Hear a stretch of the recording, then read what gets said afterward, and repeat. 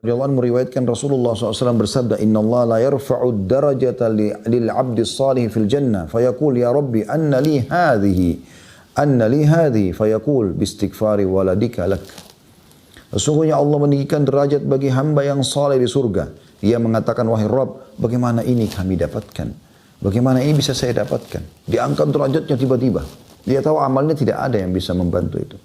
Maka dijawab oleh Allah Subhanahu wa taala, berkat istighfar anakmu untukmu. Hadis ini riwayat Ahmad dan Hafidz Ibnu Katsir mengatakan dalam An-Nihayah, sanadnya sahih di jilid 2 halaman 340. Cetak anak-anakmu hai muslim menjadi anak yang saleh, anak yang selalu sibuk mendoakanmu, sibuk menjaga salatnya, sibuk menjaga hal-hal yang haram supaya dia tidak langgar, dia menikmati yang halal. Dan itu akan menjadi amal saleh untukmu. Ajarkan mereka agar selalu memohon ampun. Kalau anda sudah bisa menanamkan ke anak dan selalu lisannya mengucapkan Rabbi ghfirli wali walidayya, anda sudah beruntung luar biasa. Karena dengan istighfar dia, Rabbi ghfirli wali walidayya, ya Allah ampunin aku dan kedua orang tuaku, maka itu sudah cukup akan mengangkat derajat anda di surga nanti. Apalagi dengan amal-amal yang anda kerjakan, itu luar biasa. Ya. Jadi karena anak kita sebagai pejuang-pejuang agama ini, penyambung lidah Nabi SAW, pendakwah.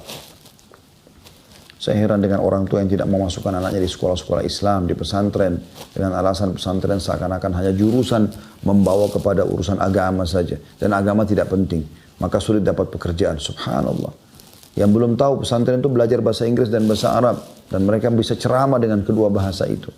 Pesantren menghafal ayat-ayat Al-Quran, menghafal hadis-hadis Nabi SAW, diajarkan adab dan akhlak, menjaga sholat 5 waktu di masjid. Saya pernah di pesantren. Mulia sekali. Kenapa anda tidak masukkan anak anda di pesantren? Bahkan subhanallah keluar dengan beberapa pesantren punya 2 ijazah. Ya. Ada jurusan agama, mereka kalau masuk mau agama lanjutin menjadi seorang da'i, ustadz, bisa. Mereka juga masuk fakultas umum, bisa. Mereka kuasai bidang, tidak ada masalah. Yang penting mereka menjadi anak-anak soleh, lepaskan tanggung jawabmu teman-teman sekalian. Jangan biarkan kamu didik mereka dalam kelalaian, kemaksiatan, hati-hati. Bayar guru Al-Quran, panggil mereka datang ke rumah-rumah. Ya. Bayar berapapun biayanya, didik mereka agama. Privatkan mereka. Berapa banyak orang anaknya masuk jurusan sibuk dengan les ini, les itu, hanya lupa sholat 5 waktu. Tidak puasa Ramadan karena sudah tidak tahan. Harus safar ke negara orang-orang kafir. Dan tidak tahu ibadah yang saya bahkan kemaksiatan kepada Allah. Dan orang tuanya dengan bangga membanggakan anaknya tamatan sini atau tamatan situ. Padahal sama sekali tidak ibadah kepada Allah SWT. Ini malah jadi hukuman buat dia. Bertakwa kepada Allah hai muslim. Selamatkan dirimu. Cukup kamu dulu lalai dari agama. Jangan lagi wariskan itu kepada anak-anak.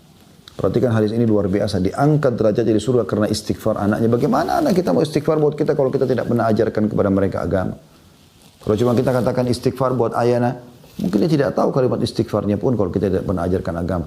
Karena kalau dia belajar agama, imannya akan bertambah dan imannya akan mendongkrak dia untuk selalu memohon ampun buat kedua orang tuanya. Karena dia pun tahu dengan mendoakan orang tua dia dapat pahala sebagai anak.